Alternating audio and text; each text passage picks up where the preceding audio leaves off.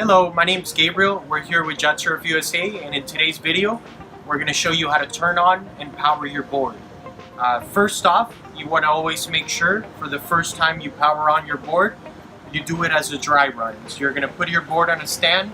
You're going to be out either on the water, on the beach, or prior to that, you're going to go ahead and introduce the first time the key.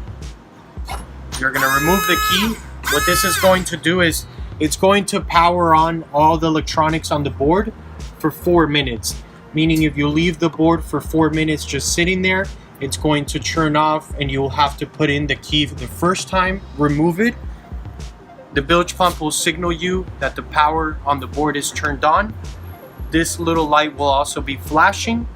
And now the second time you introduce the key, you're gonna leave the key inside the ignition slot and this will actually power on the board.